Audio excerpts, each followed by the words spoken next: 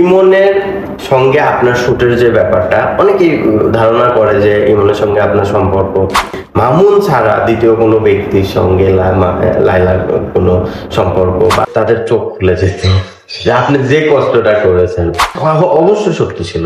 মামুন অনেক ভালোবাসতো আপনাকে।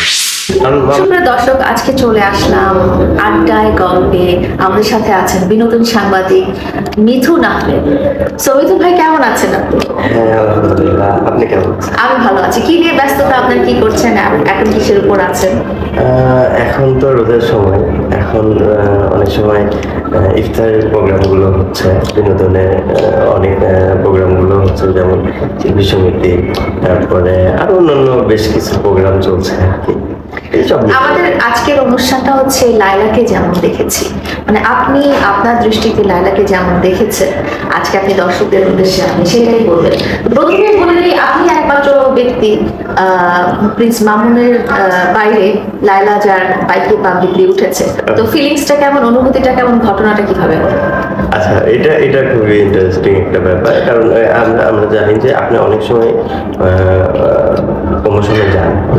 সেদিনকে একটা গানের প্রোগ্রামে এবং ছিলেন, এবং গানের প্রোগ্রামটাই আমরা হচ্ছে আপনার গাড়িটা কিন্তু একটু দূরে ছিল তো আপনি যখন ওই স্টুডিও থেকে বের হয়েছেন, ঠিক ওই সময়টা ওখান থেকে একটু একটু দূরে। তো ওই সময় আমি তো আপনাকে হচ্ছে বললাম যে আপনি বাইকে যাবেন না, কিন্তু হ্যাঁ বাইকে যাওয়া যায়, ব্যাপারটা এরকম। কিন্তু আপনি বাইকে ওঠার পরে মানে খুব কমফোর্টলি আপনি বসেছেন, এবং এটা ইন্টারেস্টিং ব্যাপার আমার কাছে যেটা মনে হয়েছে যে আপনার থেকে আমি জেনেও নিয়েছি যে মামুনের পরে প্রথমবার আপনি বাইকে ওইরকম কমফোর্টলি বসেছেন, কার সাথে বাইকে উঠেছি।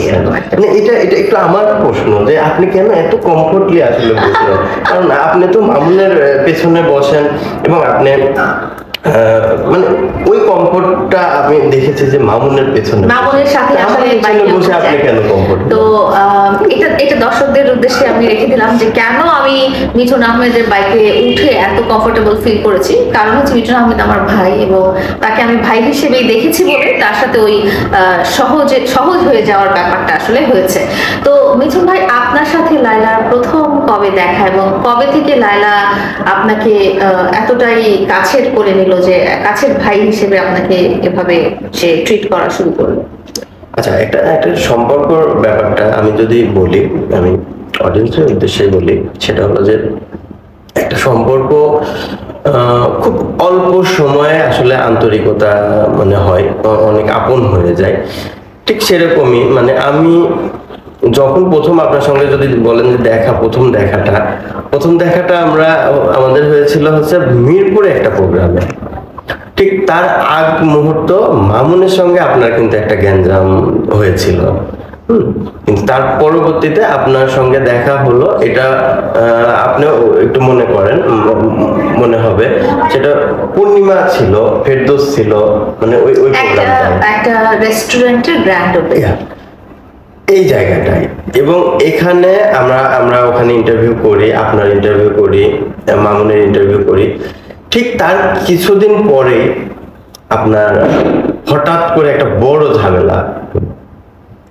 ঝামেলা হলো, এবং এমন একটা অবস্থা তখন আপনার হসপিটালে যাইতে হলো। মানে এই মতো অবস্থায় আমি তখন আপনার বাসায় আসি, এবং আমরা তখন একটু হালকা পরিচিত, কিন্তু তখনও এভাবে পরিচিত না। তখন ওই দিনটাই তো আপনার সঙ্গে আপনি আমাকে বললেন যে আমি হসপিটালে যাব, আপনি আমার সঙ্গে যাবেন কিনা আমাকে বললেন। পরবর্তীতে আমি বললাম যে হ্যাঁ আমি যেতে পারি। পরে আমি বাইক নিয়ে যাচ্ছি, আপনি গাড়িতে গেলেন কুর্মিটোলা হসপিটালে। ঠিক ওই সময় থেকে আপনার সঙ্গে একটা ভালো সম্পর্ক হলো। আমি নিজেও জানি না যে আপনি আসলে আমাকে এত বিশ্বাস করলেন কেন, এটা আমারও প্রশ্ন। কারণ আমি কন্টেন্ট ক্রিয়েটর, পাশাপাশি আমি বিনোদন সাংবাদিকতা করছি ছোট পরিসরে, একদম ছোট পরিসরে।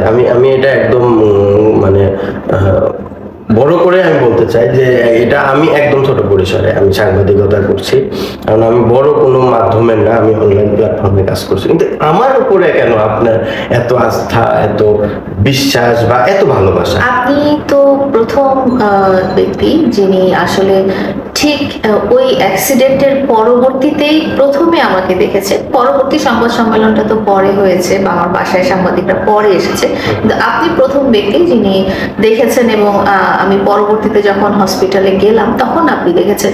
তো আপনার কি মনে হয় যে আসলে লায়লার ওটা অভিনয় ছিল, মানে সত্যিকার ভাবে আসলে তাকে তার চেহারায় আসলে কিছু হয়নি বা মেকআপ লাগানো ছিল, এটা কি আপনি কি ফিল করতে পারেন যে আসলে কি ওটা মেকআপ ছিল নাকি আসলেই কোনো আঘাত ছিল?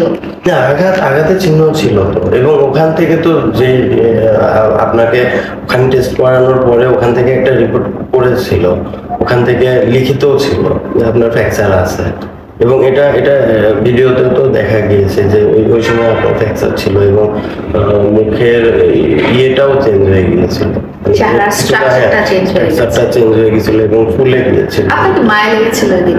100%। খারাপ লেগেছিল? অবশ্যই। কেমন ফিলিংস হয়েছিল যে এরকম একটা মানুষকে আপনি হয়তো এর আগে দেখেছেন মেকআপ দেওয়া সুন্দর ঝলঝল করছে, এবং সেদিন একদম এরকম বিধ্বস্ত অবস্থা, আপনার মনের অবস্থাটা কেমন? না, অবশ্যই এটা খারাপ হবে স্বাভাবিক, কারণ আমরা যখন একটা ফ্র্যাকচার মানে নর্মাল ফেস দেখি আর যখন একটা ফ্র্যাকচার ফেস দেখি তখন অবশ্যই খারাপ লাগাটা এটা সবার, মানে খারাপ লাগা স্বাভাবিক।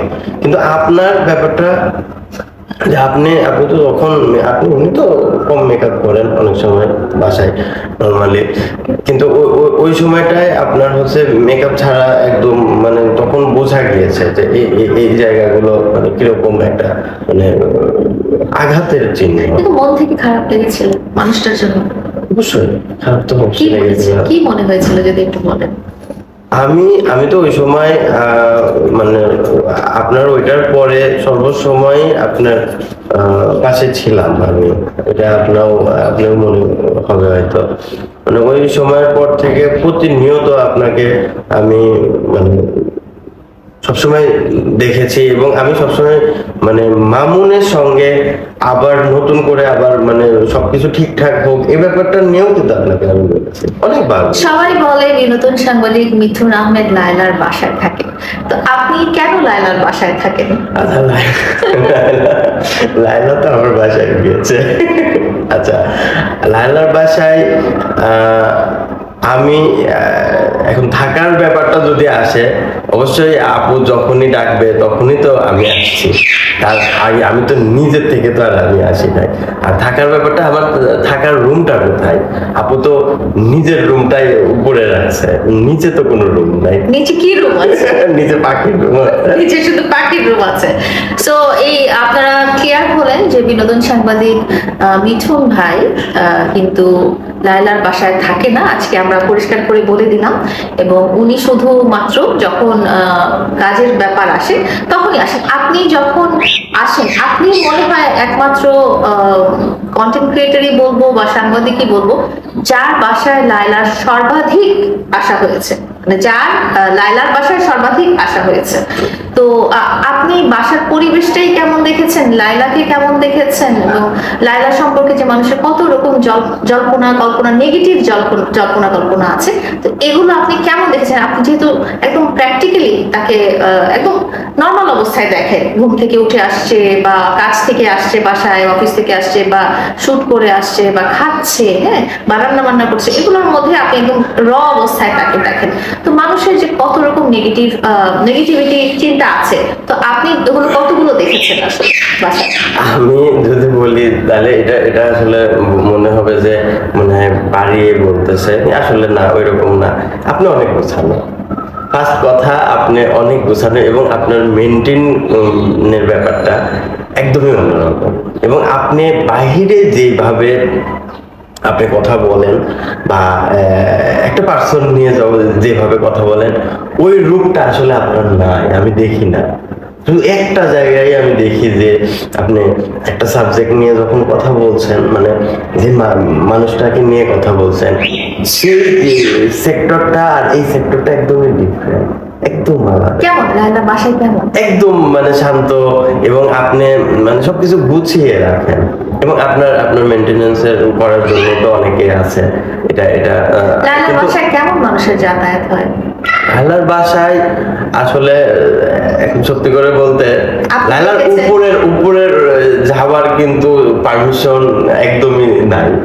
লাইলার ড্রয়িং রুমে অনেকেই এসে বসতে পারে, মানে অনেক ক্রিয়েটররা আসে, প্রতিনিয়ত আসে, অনেকে আসে, কিন্তু বাসায় আসলে আপনি কেমন মানুষদেরকে যাতায়াত করতে দেখেন? আপনি তো অনেকবার এসেছেন, কেমন মানুষরা আসলে লায়লার বাসায় আসে বা লায়লার ক্লোজ হয় বা এরকম কিছু? লাইলার, আমি যদি বলি যে লাইলার সঙ্গে পার্সোনাল একটা সম্পর্ক মামুনের, এর বাইরে তো আমি কখনো মানে এই ধরনের কোনো সম্পর্ক আমি দেখি না যে মামুন ছাড়া দ্বিতীয় কোনো ব্যক্তির সঙ্গে লাইলার কোনো সম্পর্ক বা ভাই বোনের সম্পর্ক ছাড়া, মানে আপনি একটা ব্যাপার আমি একটু যুক্ত করি, সেটা হলো যে ইমনের সঙ্গে আপনার শুটের যে ব্যাপারটা, অনেকেই ধারণা করে যে ইমনের সঙ্গে আপনার সম্পর্ক, কিন্তু ইমন তো ছোট ভাই আপনার, ও সব সময় নিজের থেকে তো বলে যে লাইলা আমার আপু, কিন্তু শুটের ব্যাপারটা হয়েছে যে শুটের সময় আপনি তার সঙ্গে হাত ধরছেন, তার সঙ্গে হাঁটছেন, মানে এই ব্যাপারগুলো নিয়ে অনেকে হয়তো মানে ধারণা করে যে তার সঙ্গে আপনার হয়তো বা সম্পর্ক, কিন্তু আসলে ওই ধরনের কোনো কিছু আমি দেখি না। বাট লায়লার বাসায় কেমন মানুষজন যাতায়াত করে? আমি তো লাইলার বাসায় আমি হাতে গোনা আমি কিছু মানুষ দেখেছি, বাট যারা আসছে তারা তো কন্টেন্ট ক্রিয়েটর। যেমন লায়লার হাজবেন্ডকে কয়বার দেখেছেন? আপনি তো আমি অনেকবার আসেন। একবারও দেখি না। তারা তো প্রায় এখানে থাকে, আমার তো খুব শুনেছি। দেখার ইচ্ছা ছিল। আপনি এই 4 বছরে একদিনও দেখলেন না, এটা কেমন কথা হলো ভাই? আমি দেখি না, আমার তো দেখার ইচ্ছা ছিল, আপনি তো দেখালেন না। আচ্ছা, যে থাকবে না তাকে আমি কোথা থেকে দেখাবো? আচ্ছা, তারপরে লায়লার সাথে আপনি অনেকটা টাইম স্পেন্ড করেছেন, গ্রামের বাড়িতে গেছেন 8-9 ঘন্টা, 8-9 ঘন্টা না, 9 ঘন্টা 9 ঘন্টা, প্রায় 18 ঘন্টা 20 ঘন্টা জার্নি করে আপনি শরীর করে গিয়েছিলেন। লায়লাকে সিগারেট খেতে দেখেছেন বা মদ খেতে দেখেছেন বা এরকম কোনো খারাপ অভ্যাস দেখেছেন? না, আমি তো আমার চোখে পড়ে না। লায়লা মদ খায় না? কই, আমি তো দেখিনি। সিগারেট খায় না? টাইগার খাইছিলাম মনে আছে? গাড়ির মধ্যে মনে আছে? না, ভুলে গেছেন, স্পিড ছিল। স্পিড ছিল? আচ্ছা, যাই হোক, একই প্রাইস। স্পিড ছিল। আপনি হচ্ছে আমাদের যে ড্রাইভার ছিল গাড়িতে, ওনারে বলছিলেন যে 2টা ঠান্ডা নিয়ে আসতে, কোল্ড ড্রিঙ্কস নিয়ে আসতে, পরে ও ওইটা নিয়ে আসতে। এছাড়া তো কখনো এছাড়া দেখেন মদ খাইতে দেখলেন না আপনি? আচ্ছা মিঠুন ভাই, আপনি কাজের ক্ষেত্রেও লায়লার সাথে পরিচিত, ব্যক্তিগতভাবে পরিচিত, আপনার বাসায় যাওয়া আসা হয়েছে, আপনার ওয়াইফের সাথে বাচ্চাদের সাথে দেখা হয়েছে। তো অনেকে লায়লাকে খুব অহংকারী মনে করে এবং মনে করে যে সে অনেক কিছুর গরম দেখায়, অনেক কিছুর পাওয়ার দেখায়। আপনার সাথে কেমন পাওয়ার দেখানো হয়েছে বা আপনি আশেপাশে মানুষের সাথে যে লায়লার ইন্টারাকশনটা হয় তার মধ্যে আপনি তাকে কেমন অহংকারী পেয়েছেন? না, একদমই পাইনি। একটা ব্যাপার কি, মানে আপনি তো একটু রয়্যালিটিটা একটু মেনটেন করেন অনেক সময়, কিন্তু সব জায়গায় না, সব জায়গায় না। কাজের ক্ষেত্রে মানে আমরা যখন আপনাকে প্রোগ্রামে পাই তখন আপনি খুবই মানে সহজ আপনাকে মানে পাওয়াটা অনেক সহজ হয়ে যায় প্রোগ্রামে। তো প্রোগ্রাম ছাড়া তো আপনার ব্যক্তিগত একটা স্টাইল আছে, হ্যাঁ, রয়্যালিটি আছে, অবশ্যই এটা মানতে হবে। কারণ ওই জায়গাতে তো আর আপনি অবশ্যই এই জায়গাতে দেখান, এই জায়গাটা দেখেছে যে খুব মানে কাছের যারা আছে তারাই একমাত্র দেখেছে যে আপনার রয়্যালিটি, আপনার কোন মানে উপর লেভেলের মানুষের সঙ্গে চলাফেরা, মানে এটা তো আপনি এই কন্টেন্ট ক্রিয়েশনের জায়গাতে তো দেখান। আপনাকে কি ক্ষমতার জোরে কোনো রকম প্রবলেমে ফেলা হয়েছে, এরকম কখনো হয়েছে যে ঝগড়াঝাটি হলো বা ওই পার্টিকুলার ব্যক্তি ছাড়া অন্য কোনো মানুষের সাথে এই ধরনের কোনো আচরণ কি করা হয়েছে নাকি? বা না, একদমই না, একদমই না। মানে ওই রকম আসলে এই প্রশ্নগুলো আসছে কেন আমি এটা জানি না, তবে আপনি যথেষ্ট, আমি মনে করি আপনি যথেষ্ট কোয়ালিটি এবং কোয়ালিটি মেনটেন করেন আপনি, এবং কার সঙ্গে কিভাবে বিহেভ করতে হবে, কার সঙ্গে কোন পর্যায়ে কথা বলতে হবে, লায়লা অহংকারী এটা একদমই দেখিনি। কখনো দেখেননি? না, এত জায়গায় চলেছেন ফিরেছেন, কখনো কি দেখেনি লায়লা অহংকারী কিনা? না, আপনি তো সাধারণ মানুষের সঙ্গে যেভাবে মিশে যান আপনার ভিতরে তো সেই অহংকারটা আমি এখনো পাইনি। জানি না আবার মানে অন্য জায়গায় আবার একটু অহংকার দেখান কিনা। আপনি দেখেছেন কিনা? আমি দেখিনি। আজকের অনুষ্ঠানটা হচ্ছে লায়লাকে যেমন দেখেছি, মানে আপনি যেমন দেখেছেন। আমি আমি আমি সবসময় এটা বলবো যে আপনাকে আমি অনেক কুল দেখেছি। আপনি অনেক মানে হেল্পফুল একটা মানুষ। মানে কোনো ব্যক্তি আপনার কাছ থেকে হেল্প মানে চাওয়ার পরে না পেয়ে যায়, এই জিনিসটা আমি সবসময় জানেন যে আপনি খুব মানে একটা এফোর্ট দিয়ে পরিশ্রম করে লায়লার জন্য আপনি লিচু আম নিয়ে আসছিলেন গত বছর ঠিক এরকম একটা সময়ের মধ্যে। তো আপনি কেন এত কষ্ট করতে গেলেন? মানে কিসের জন্য এতগুলো লিচু, এতগুলো আম আপনি এতটাই মানে এফোর্ট দিয়ে সেই রাজশাহী থেকে না ঢাকার দেশের উত্তরাঞ্চল থেকে নিয়ে আসছেন? সেটা কি আপনি সবার জন্যই করেন? আসলে ওইভাবে না, যদি বলে না, এটা আমার বাড়িটা যেহেতু রাজশাহী বিভাগে, ওই জায়গা থেকে ওই সময়টাই হচ্ছে আম লিচুর একটা সময়। এখন মানে অবশ্যই মানে প্রশ্ন আসতে পারে যে আপনি মানে আম লিচুর জায়গায় থাকেন, আপনি কেন খাওয়ালেন না? মানে ঠিক ওই সময়টা দেখেন আপনার সঙ্গে কিন্তু আমার বেশ কয়েকটা সফর হয়েছে এবং কয়েকটা জায়গায় আমরা কাজে গিয়েছি, এবং ওই ওই ওই জায়গা থেকে আমার আমার মনে হয়েছে যে মানে আপনি বলছিলেন যে আপনার গ্রাম থেকে আসলে বাসায় ওইভাবে দেওয়ার মতন মানে কেউ আমার নাই। গ্রামই নাই। গ্রামই নাই, হ্যাঁ গ্রামই নাই, কিন্তু গ্রাম থেকে কে পাঠাবে? তো আমার মনে হলো যে না, তাহলে এটা আমি করতে পারি। এটা এটা আমি আমি কিন্তু আমার বাবা কিন্তু এটা মানে বুক করে দিয়েছিল, ঠিক আছে, গাড়িতে উঠাই দিয়েছিল। আমার ছোট ভাই ছিল, ওরা। তা আমি বলেছিলাম যে তাহলে আমিও তো খাইনি, তাহলে আমার জন্য, আপুর জন্য, মানে সব মানে আমার ফ্যামিলি সবাই খাবে, আপনি খাবেন। এবং আসার পরে তো আপনি তো গাড়ি নিয়ে গিয়েছিলেন, টেকনিক্যাল মোড়ে গিয়েছিলেন, ওখান থেকে আপনাকে আমি উঠাই দিলাম, তারপরে আমি বাসায় নিয়ে একটা বছরে প্রিন্স মামুনের সাথে লায়লার সম্পর্ক ছিল না।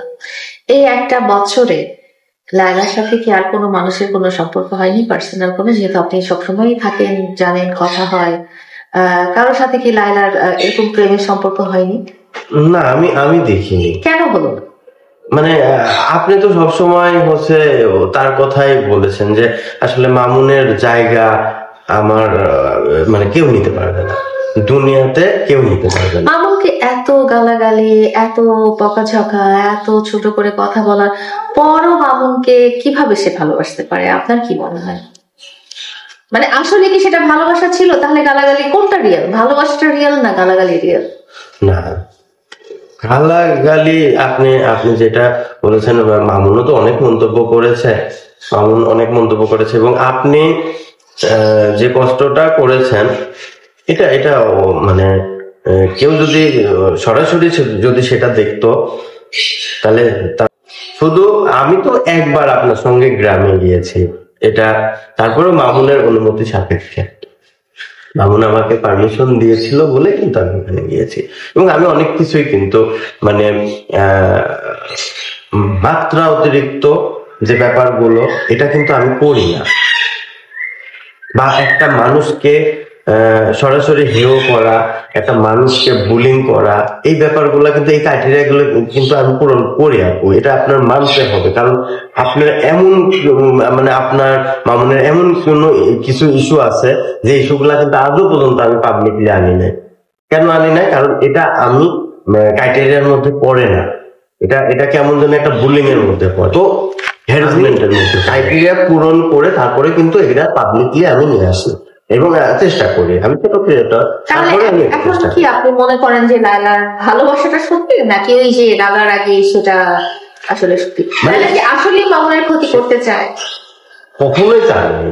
আপনি তো নিজের থেকেই বলেছেন, এবং অনেক ইন্টারভিউতে আপনি বলেছেন যে আমি চেয়েছি মামুন তার ভুলটা স্বীকার করুক, মামুন আমার কাছে এসে বলুক যে আমার ভুল হয়েছে। এই ব্যাপারটা আপনি সবসময় উল্লেখ করেছেন, এবং এটা এটা এবং ভালোবাসার কখনো কমতে হয়নি।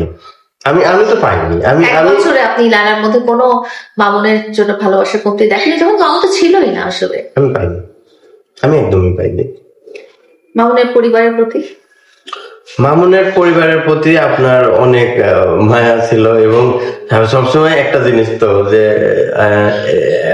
একটা গিফটের জিনিস তো আমি পেয়েছি, সেটা হচ্ছে আপনার মামুনের আম্মার সঙ্গে আপনার কিছু খুনসুটি, এগুলা তো আসলে পাইনি, কেউই পাইনি। গ্রামের বাড়িতেও গিয়েছিলেন লায়লার সাথে, তো ওই মুহূর্তটা কেমন ছিল যখন লায়লার সাথে মামুন দেখা করলেন? ও মাই গড, মানে এটা ছিল খুব কষ্টের একটা সময় ছিল যে আমরা গিয়েছি ওখানে যাওয়ার পরে, কিন্তু ওই টাইমটা যে মামুনের সঙ্গে বসলাম, মামুন কিন্তু ক্যামেরায় আসে নাই, ক্যামেরায় আসে না, আমারে বললো যে আপনি করেন, উপরে হচ্ছে আপনি যেটা হচ্ছে শুট করার দরকার আপনি করেন। এরপরে হচ্ছে খেলাটা শুরু হলো। ছাদে যাওয়ার পর থেকে আপনি এই যে আন্টির সঙ্গে, এবং আন্টি আপনাকে সমস্ত কিছু ঘুরে ঘুরে দেখালো, মানে সমস্ত কিছুই কিন্তু আমার শুটে আছে। এবং এটা এটা এটা আসলে মানে কেউ কিন্তু ওইভাবে ওই মুহূর্তটা পায়নি, ঠিক আছে? তো এই মুহূর্তটা আমি যেটা ফিল করেছি যে আপনি কিভাবে তাদের সঙ্গে মিশে গেলেন, ও মাই গড, মানে এটা এটা এটা সবার দ্বারাই সম্ভব না। এবং গ্রামের বেশে এই যে আপনি আপনি হাঁটছেন গ্রামের, মানে অনেকের সঙ্গে হাঁটছেন এবং আন্টির সঙ্গে আপনি হাঁটছেন, মানে একদম সেম টু সেম এরকম। আপনার তখন কি মনে হচ্ছিল না যে লায়লার মনের মধ্যে কি চলতেছে? সে 9 ঘন্টা জার্নি করে আসলো শুধু মামুনকে একটা নজর দেখার জন্য, কিন্তু 9 ঘন্টা জার্নি করে এসেও মামুনের একটু দেখা পেল না, 1 সেকেন্ড দেখা পেল না। তো আপনার তখন কি মনে হচ্ছিল যে লায়লার মনে কি চলছিল? কি চলার মধ্যেও সে চেহারায় কিন্তু বা আচার আচরণে কিন্তু ওই অভিব্যক্তি আসেনি, সে ক্যামেরার সামনে বা মামুনের আম্মুর সাথে নর্মাল আচরণটা করেছে। অবশ্যই না, সেটা আপনি নর্মাল ছিলেন, কিন্তু ব্যাপারটা কি, মানে ওই সময় আপনাদের মধ্যে একটা বড় আকারে ফিকশন চলতেছিল। এখন এটা পার্সোনাল ব্যাপার, মামুনের আর আপনার ব্যাপারটা একদমই পার্সোনাল, ওইটা আসলে সামনে আমি আনার মতো আসলে কেউ না, কারণ পার্সোনাল ব্যাপার পার্সোনাল জায়গায় থাকুক। তখন আপনার সঙ্গে ওর একটা ফিকশন ছিল, কিন্তু ও যে আপনার সঙ্গে সময় দেয় নাই বা আপনাকে সাপোর্ট করে নাই ওই সময়, কিন্তু তারপরেও তো আপনি মানে তার পরিবার থেকে তো আপনি আলাদা না, তার পরিবারের সঙ্গে আপনি মিশে গেলেন এবং তার খালার সঙ্গে ফুপুর সঙ্গে সবার সঙ্গে আপনি মিশলেন, মানে এবং তারা তো একদম ন্যাচারাল, আপনার ফেজে মনেই হয় নাই যে আপনি মামুনের সঙ্গে দেখা করতে গিয়ে মামুনের সঙ্গে আপনি কথা বলতে পারেননি বা মামুন আপনাকে সময় দেয়নি, মামুন আপনাকে ইগনোর করছে, মানে এই ফেজটা আপনার পাই না। আপনি প্রায় অনেকগুলো বছর থেকে লায়লাকে খুব কাছে থেকে চিনেন। লায়লার এতগুলো জীবনের জার্নিতে আপনি কোনো ঘটনা কি নিজে দেখতে পেরেছেন যেটাতে আপনি খুব মানে মন থেকে একটু কষ্ট পেলেন, খুব স্যাড হলেন লায়লার জন্য, যে বেচারি কষ্ট পেয়ে গেল এই ঘটনাতে? এরকম কি কখনো হয়েছে? আমি হচ্ছে সেটা হলো, আপনি একবার মনে আছে আপনার, আপনি যে হঠাৎ করে মামুনকে খুঁজতে গেলেন সেই নতুন বাজার থেকে সে ঢাকার দিকে, ওদিকে খুঁজতে গেলেন, অনেক গলির মধ্যে, শিপা গলির মধ্যে খুঁজতে গেলেন এবং খোঁজার পরে ওখানে যে পাইলেন না। তো ওই সময়টায় আমি দেখেন, মানে খালি চোখে দেখলে তো অনেক কিছু আসলে আন্দাজ করা যায় না, হ্যাঁ। তো বিষয়টা দেখেন, ওই চিপা গলির মধ্যে আপনি যেভাবে হেঁটে যাচ্ছেন, মানে আপনাকে একটা হতাশা যে আপনার খুঁজে বের করতে হবে ওনাকে, আপনি খুঁজছেন, পরে যখন ওখানে পাইলেন না তখন ওর একটা বন্ধু, আমরা যখন ওখান থেকে ব্যাক করছি তখন ওর বন্ধু আপনাকে বললো যে মামুন রে আমি হাতিঝিলে নিয়ে আসবো, আপনি আসেন। তখন আপনি বাসায় আসলেন, তখন আপনার সঙ্গে আমি আছি, তখন আপনি বললেন যে ও হাতিঝিলে আসার সম্ভাবনা আসতে পারে। হাতিঝিলে গেলেন, হাতিঝিলে যাওয়ার পরে আপনি গাড়িতে ছিলেন, মামুনের সঙ্গে আমি পুরো 20 মিনিট কথা বলতেছি এবং ক্যামেরা অন। ওই সময় আপনি একটা টাইমে কম্পোজিশনেও আপনি আছেন, মামুনের সঙ্গে কথা বলছি, সাইডে আপনি আছেন, মানে আপনার মনের অবস্থা দেখি মানে ওই দিন আমার খুব খারাপ লাগছিল। আপনারা নিজেরাও প্রেম করেছেন, এত মানুষকে প্রেম করতে দেখেছেন, ভালোবাসার সম্পর্ক দেখেছেন। লায়লা মামুনের ভালোবাসাটাকে আপনি কিভাবে কিভাবে আপনি ডেসক্রাইব করবেন, যে ওদের ভালোবাসাটা কেমন? আসলে এটা কেমন? লায়লার বয়স এত বেশি মামুনের থেকে, রাবণেরও বেশি। মামুন একজন ফেমাস একজন লোক, এবং লায়লা খুব সাধারণ, বয়স বেশি ছাড়াও চেহারা দেখতে এত সুন্দর না। ওদের ভালোবাসাটাকে আপনি কিভাবে ডেসক্রাইব করবেন? এখন ভালোবাসার ব্যাপারটা একটা মানুষের সঙ্গে মানে চলতে চলতে একটা মানুষের প্রতি মানে মন ওইভাবে বসে যায়, সবার ক্ষেত্রে হয়। তো মামুন তো আপনি যেটা বলেছিলেন, মামুনের কথাই আমার বলতে হয়, সেটা হলো যে মামুনের সঙ্গে সম্পর্কের পেছনে মামুনেরই বেশি অবদান। মামুন আপনাকে বলেছে, এবং আপনি কিন্তু শুরুর দিকে বলেছিলেন যে ওর সঙ্গে আমার সম্পর্ক আমি হচ্ছে শুরুর দিকে আমি করিনি, এবং ওর ফ্যামিলির কেয়ার দেখে আমি কিন্তু ওকে ভালোবেসেছি। ওর ফ্যামিলির কেয়ার দেখে আপনি ভালোবেসেছেন, মানে এইভাবেই হয়, ঠিক আছে। এখন আর যদি বয়সের কথা বলেন, একটা বয়স্ক বেশি বয়স্ক মেয়ের সঙ্গে কম বয়সী ছেলের বিয়ে হয় না, সম্পর্ক হয় না, এটা তার মতো একজন স্টার, তার মতো একজন ফেমাস পারসন, তার মতো একজন ভাইরাল সেলিব্রিটি, যার সুন্দরী মেয়েদের কোনো অভাব, ডানে বামে উপরে নিচে কোথাওই থাকার কথা না, সে লায়লার মতো এরকম খুবই সাদামাটা একজন মানুষ, দেখতেও ভালো না, তার সে বয়সে এত বেশি, এরকম একটা মহিলাকে সে সত্যিকারের বাসলোই বা কিভাবে? এটা কি কখনো আপনার মনে হচ্ছে কি, আপনার কি মনে হচ্ছে আসলেই মামুন কি ভালোবেসেছে লায়লাকে, বা লায়লা কি আসলেই মামুনকে ভালোবেসেছে, নাকি এদের মধ্যে কোনো গিভ অ্যান্ড টেক রিলেশন ছিল, বা এরকম কোনো কন্ট্রাকচুয়াল ব্যাপার ছিল, নাকি ওরা দুজন আসলেই দুজনকে ভালোবেসেছে? ভালো অবশ্যই বেসেছে। আর আমি তো বললাম যে এটা ভালোবাসার যে ব্যাপারটা, সেটা হলো যে একদিন দুই দিনে তো আর হয়নি, একদিন দুই দিনে তো আর হয়নি। আর আপনি যেটা বলছেন যে মামুন স্টার ছিল, মামুন যখন টিকটক করতো ওই সময় মামুনের সঙ্গে আপনার সম্পর্ক হলো, কিন্তু মামুন কিন্তু তখনও কিন্তু সেই পর্যায়ে কিন্তু যায়নি।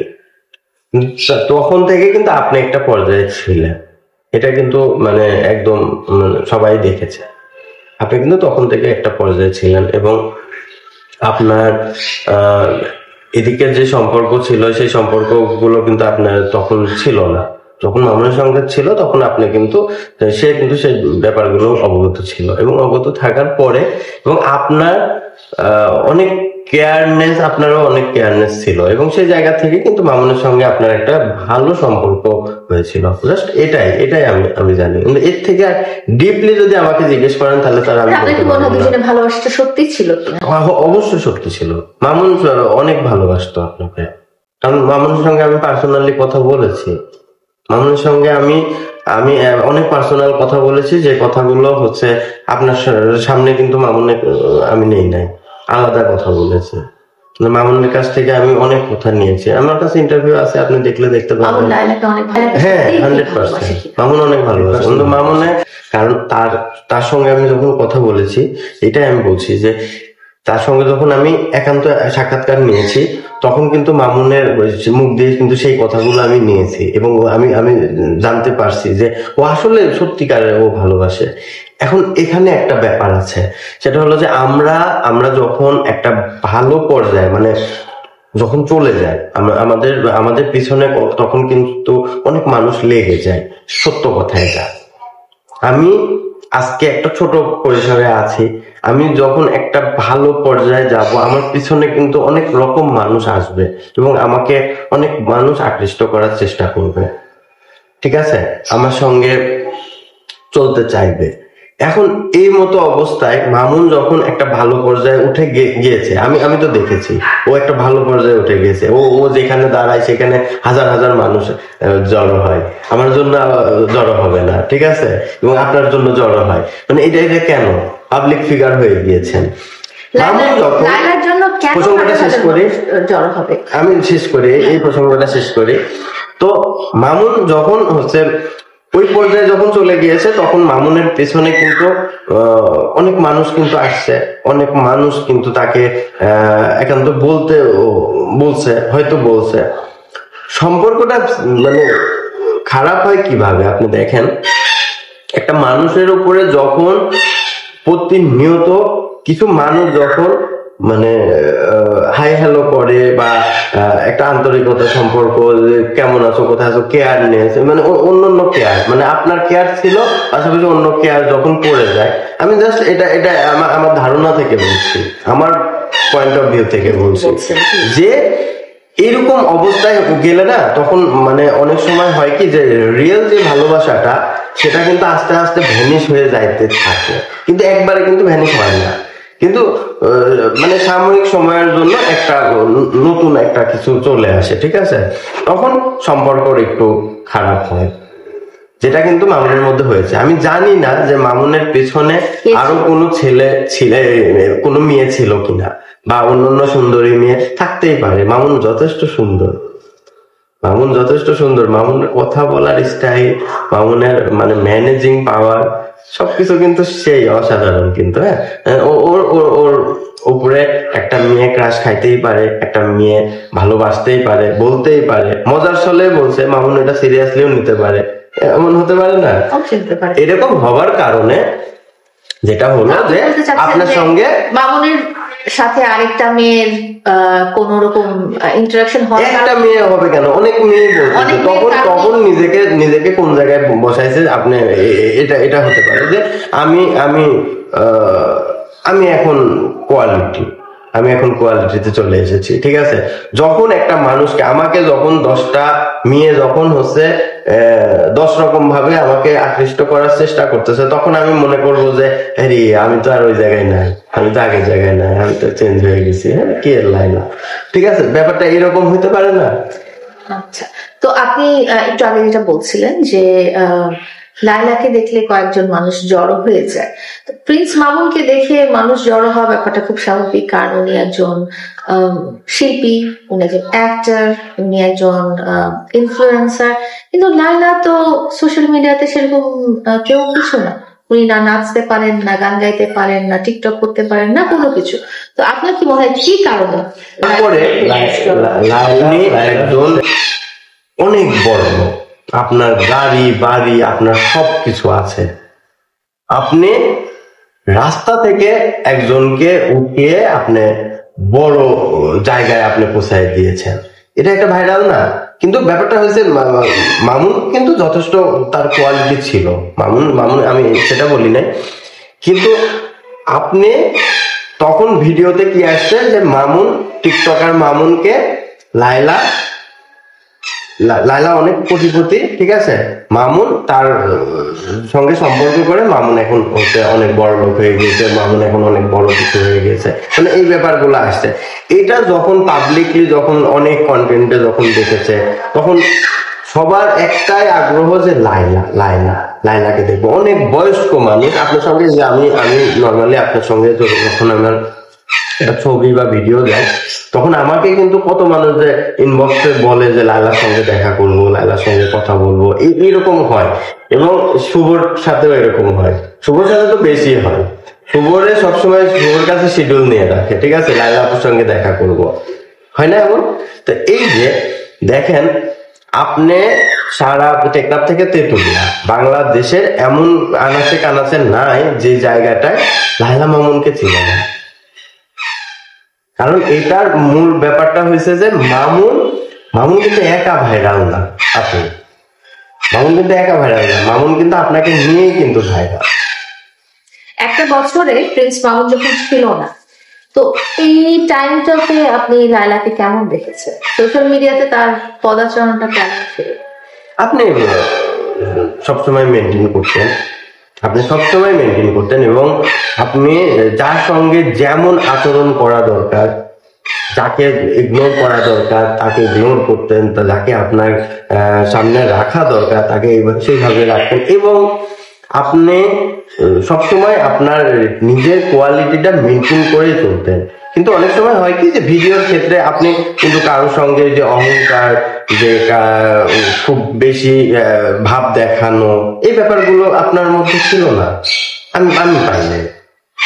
কারণ আপনি যখন পাবলিকলি একটা জায়গায় যাচ্ছেন, সেখানে হাজার হাজার মানুষ এক জায়গায় হচ্ছে, সবাই আপনার সঙ্গে সেলফি তুলছে। ও একটা ইন্টারেস্টিং ব্যাপার, সেটা হচ্ছে যে রাস্তায় চলতে ফিরতে আপনি, আপনার সঙ্গে আমি শপিং এ গিয়েছি, শপিং মলে গিয়েছি, সেই জায়গায়ও মানে একটা মানুষ দৌড়ায় এসে আপনার সঙ্গে ছবি তুলছে, আপনি সেটা একদম কমফোর্টলি আপনি ছবি তুলেছেন। এবং সব জায়গায়, যে কোনো জায়গায় গেলে আপনি সবসময় ছাড় দিয়েছেন। আপনি কোনো সময় আপনি মানে চলে আসা বা মানে ওনাকে সিস্টেমে অ্যাভয়েড করা না, এই বিষয়গুলো আপনি করেননি। দর্শক আমরা শেষ পর্যায়ে, আমাদের অনুষ্ঠানটা ছিল আজকের আড্ডা। লায়লাকে যেমন দেখেছি, সো আমরা শেষ পর্যায়ে মিঠুন আহমেদকে জিজ্ঞেস করতে চাই, আপনি ওভারঅল বলেন লায়লাকে আপনার কেমন লাগে, আর লায়লাকে আপনার কোন দিক দিয়ে খারাপ লাগে বা তার খারাপ কি কি আছে সেই জিনিসগুলো বলেন, এবং ওভারঅল বলে দেন যে লায়লাকে আপনার কেমন লাগে। লায়লার কাছ থেকে যদি আপনার কিছু শিখার থাকে, এরকম কিছু আছে কিনা, বা দর্শকদের কিছু জানার আছে কিনা, ওভারঅল একটা বক্তব্য আপনি আমাদেরকে দেন। আচ্ছা, একটা জিনিস শেখার আছে, সেটা অডিয়েন্সের সবারই আসলে শেখাটা নেওয়া দরকার।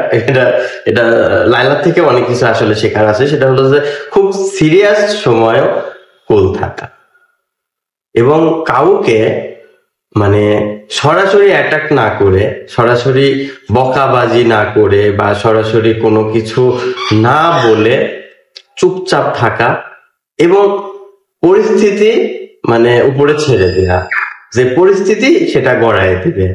মানে সরাসরি থাকে না, আমরা কিন্তু অনেক এগ্রেসিভ, আমরা কিন্তু একটা বিষয় হলে পরে সরাসরি অ্যাটাক করার চেষ্টা করি। সরাসরি আমরা তাকে হয় বকা দিব, না হলে পরে তাকে বলবো যে তুই জানিস আমি কি করতে পারি। মানে এই ব্যাপারগুলো কিন্তু আমাদের বাঙালিদের মাঝে একটু থাকে। কিন্তু আমি জানি না আপনি কোন কান্ট্রিকে ফলো করেন, কারণ আপনি কোন দেশ ফলো করেন, যে সেই দেশের মানুষ একটু কুল থাকে, খুব সিরিয়াস সময় ঠান্ডা থাকে, মাথা ঠান্ডা রাখে। আপনি বলেন না তো অনেক হাসি মজার আড্ডা। এটা উনি জানতে চাচ্ছে যে আমি কোন দেশকে ফলো করি। আমি নিজেও জানি না আমি কোন দেশকে ফলো করি, বাট আমি যেটা মনে করি যে সময়ের সাথে রাইট আল্লাহ তাআলা আমাদের জীবনটা এমন ভাবে করে দিয়েছে যে সঠিক সময়ে সঠিক ব্যাপারটাই উঠে আসবে, সে সঠিক ব্যাপারটাই ঘটবে আমাদের জীবনের সাথে। তো ধৈর্য ধরে থাকতে হবে, আল্লাহ ধৈর্যশীল মানুষকে পছন্দ করেন। তো আমারও আসলে অনেক ক্ষেত্রেই কিছুটা ধৈর্য আছে, এটাই কোনো দেশকে পার্টিকুলারলি ফলো করার কোনো ব্যাপার নেই। তা আপনি আমার দর্শকদেরকে কিছু বলে দেন। আমি ভালো লাগার যে ব্যাপারটা বলেছিলেন, যে আপনাকে আমার কেমন ভালো লাগে, আসলে লায়লা আপু যথেষ্ট ভালো, কিন্তু লায়লা আপুর আরেকটু নিজেকে মানে গোছানো দরকার। আমি যেটা বলবো, লায়লা আপু আরেকটু গুছাক, নিজেকে আরেকটু গুছিয়ে চলুক। কারণ লায়লা আপু যে সবকিছুই যে সঠিক করে এটা না, কিন্তু কিছু কিছু বিষয় আছে যেগুলো লায়লা আপু অনেক প্রতিনিয়ত ভুল করছে, ভুল করেই যাচ্ছে। আমি বলবো লায়লা আপুকে যে আপনি সেই ভুলগুলা আস্তে আস্তে নিজেকে সংশোধন করেন। কারণ আপনাকে আপনি যদি আপনি যে কোয়ালিটিতে আপনি আছেন, সেই কোয়ালিটিটা আপনাকে মেনটেন করা উচিত, এখন অন্তত মেনটেন করা উচিত। এবং আপনার মানে নিজেকে খুব একটা বড় জায়গায় আপনি আছেন, সেই জায়গাটা নিয়ে ভাবা উচিত, এবং সাধারণ মানুষকে নিয়ে ভাবা উচিত, অবশ্যই কোনো ছাগলামি মানুষকে নিয়ে না। আমি যেটা বলতে চাই যে আপনি দেখেন, আপনার ক্ষমতা আছে, আপনার অর্থ আছে, আপনার ওয়ে আছে, তাহলে আপনি সেই জায়গা থেকে আপনি সাধারণ মানুষের জন্য কিছু করেন। সাধারণ মানুষের আপনি দেখেন অনেক মানুষ আছে যারা মানে আমি বলছি না যে তাদেরকে আপনি খাওয়ান পড়ান, এটা না, তাদেরকে দিক নির্ধারণ করে দেন। আপনি তাদেরকে মানে কথা বলে, বা আপনার যে মানে কোয়ালিটি আছে সেই কোয়ালিটি দিয়ে, বা আপনি যে সুন্দরভাবে প্রেজেন্ট করতে পারেন, কথা বলতে পারেন, বুঝিয়ে তাদেরকে নতুন একটা পথ দেখান, তাহলে এটা করলে আমার মতে ভালো হয়। সো এই রমজানে আমি সুন্দর কিছু অ্যাডভাইস পেয়ে গেলাম মিঠুন ভাইয়ের কাছ থেকে। মিঠুন ভাইয়ের সাথে আমার পথ চলা অনেক দিনের, এবং আশা করছি যে যতদিন সোশ্যাল মিডিয়াতে থাকবো ততদিন মিঠুন ভাই আমার পাশে থাকবে। তো আজকের আড্ডাটা আমরা এখানে শেষ করছি, দেখা হবে পরবর্তীকালে কোনো একটা আড্ডায় কোনো একজন কারোর সাথে। ওকে, ধন্যবাদ, আপনাকেও ধন্যবাদ। এবং আপনি যথেষ্ট মানে অনেক সময় দেন। আপনি একটা জিনিস আমি খেয়াল করেছি যে আপনি আমার সঙ্গে অনেক সময় দেন এবং অনেক আমি আপনার কাছ থেকে অনেক কিছু শিখতে পারি। বাট আমি তো আসলে শিখাতে পারবো না, কারণ আমি এখনো শিখছি। আমি অনেক কিছু শিখছি। আমি কন্টেন্ট ক্রিয়েশনের কাজ করছি, ছোট পরিসরে একটা অনলাইন প্ল্যাটফর্মে আমি বিনোদন সাংবাদিকতা করছি। তো সবকিছু মিলিয়ে আমিও চাই যে আমিও ভালো কিছু করতে, এবং সবাই আমাকে দোয়া করবেন। এবং আমি লাইলাপুর ফ্যানদের উদ্দেশ্যে একটা কথা বলতে চাই যে লাইলাপু আসলে সামনে আপনি যেরকম দেখেছেন, লাইলাপু খুব নিরহংকার। আসলে সে অহংকারী না, একদমই অহংকারী না। এবং অনেকেই মন্তব্য করে যে লাইলা আপু আসলে অনেক বাচ্চা বাচ্চা ছেলেদের সঙ্গে ভিডিও বানায়, তাদেরকে তার ভালো লাগে। আসলে সেটা তার দিক থেকে যদি আমি বলি, সেটা তার আসলে ইন্টারেস্টিং জায়গা না, তাদেরকে উঠানোর জায়গা। কারণ অনেক ক্রিয়েটর আছে, অনেক বড় বড় কন্টেন্ট ক্রিয়েটর আছে, যারা আজকে বড় বড় কন্টেন্ট ক্রিয়েটর, তারা একটা টাইমে লাইলাপুর সঙ্গে ভিডিও বানিয়েছে এবং লাইলাপুর এই বাসাতে ভিডিও বানিয়েছে, এটা প্রমাণ আছে। তো লাইলাপু কি করছে? লাইলাপু তো তাদেরকে হচ্ছে ওই কাছে যে ভিডিও করে নাই, তারাই এসে এখান থেকে ভিডিও সাপোর্ট নিয়ে গিয়েছে, লাইলাপু ছাড় দিয়েছে। তাহলে এটা তো আসলে কোনো ব্যাড কমেন্টস করা তো আমি মনে করি ঠিক না। আমি সেটাই বলছি। আপনি এই ব্যাপারগুলো বলতে অনেক সময় নিষেধ করেছেন যে অনেক ক্রিয়েটররা আছে যারা আমার এখান থেকে মানে আমার সঙ্গে কোলাপ করে অনেক ভিউ কামিয়েছে, অনেক বড় বড় পেজ হয়েছে, কিন্তু এগুলা তো আপনি সামনে আনেননি। কিন্তু অনেক সময় হয়েছে, এরকম হয়েছে, অনেক ছোট ছোট কন্টেন্ট ক্রিয়েটররা অনেক বড় হয়েছে, কিন্তু একটু ডিটেল ঘাটতে যান, পিছনে যান, যে দেখবেন যে তারা কিন্তু লাইলার এই বাসায় বসে মামুন লাইলা একসঙ্গে ভিডিও বানিয়েছে। তারা আজকে বড় বড় ক্রিয়েটর, তারা আজকে অনেক কথা বলে। ঠিক আছে, এনিওয়ে আমি সে প্রসঙ্গে যাব না। অবশ্যই দর্শকরা ভালো জিনিসটা অবশ্যই বুঝবেন এবং ভালোর সঙ্গে থাকবেন, সবসময় সাপোর্ট রাখবেন।